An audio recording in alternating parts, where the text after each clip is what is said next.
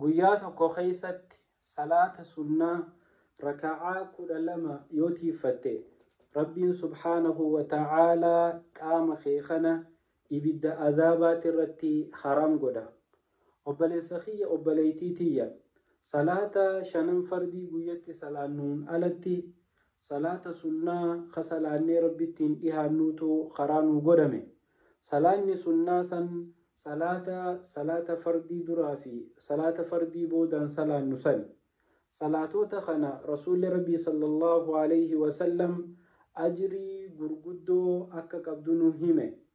Nama raka'aa 12 guyyatti tiiffate rabbiin subhaanahu wa ta'aalaa qaama isaa kana ibiddarratti haraam godhaa. Nama sunnaa raka'aa 12 kana tiiffate ibiddi qaama isaa hin tuytuu jedha. Raka'aaleen 12 tan yoomii fi yoom salaatan? Salaata zuhrii dura meeqa? Zuhrii booda meeqa? Asrii dura raka'aan sunnaa ni jirti, akkasuma asrii booda hoo ni jirti. Magriiba dura meeqa? Magriiba booda meeqa? Ishaa'ii dura meeqa? Ishaa'ii booda meeqa? Subii dura ni jirti, subii booda hoo hin jirtu waan jettu raka'aalee 12 kana adda isinii baasa. Gurra qalbii qaawun na dhageeffadha. Namni raka'aaleen 14 tun akkaataan itti lakkaawwamtu raka'aa 4 zuhrii dura, raka'aa 2 ammoo zuhrii booda. 12 irraa 6 salaatuma zuhrii irra dhumtii jechuun. Raka'aa 4 zuhrii dura namni tiiffate, akkasuma raka'aa 2 namni zuhrii booda tiiffate raka'aa 6 zuhrii dura raka'aa 4 zuhrii booda raka'aa 2.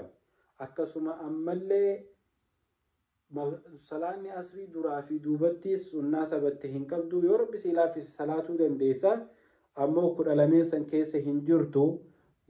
Raka'aa 2 eega salaata magriibaa salaatte booda raka'aa 12 jennerraa 6 zuhrii irratti 2 ammoo magriibaa booda waliigala 8.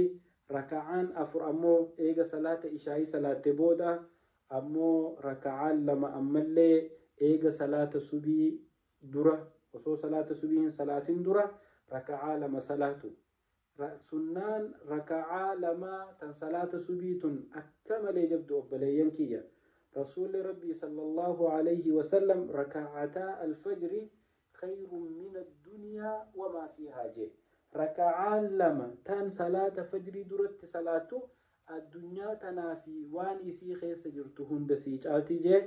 Sunnaa tana haa jabeeffannuu. Wassalaamu alaykum warahmatullahi wabarakatuh.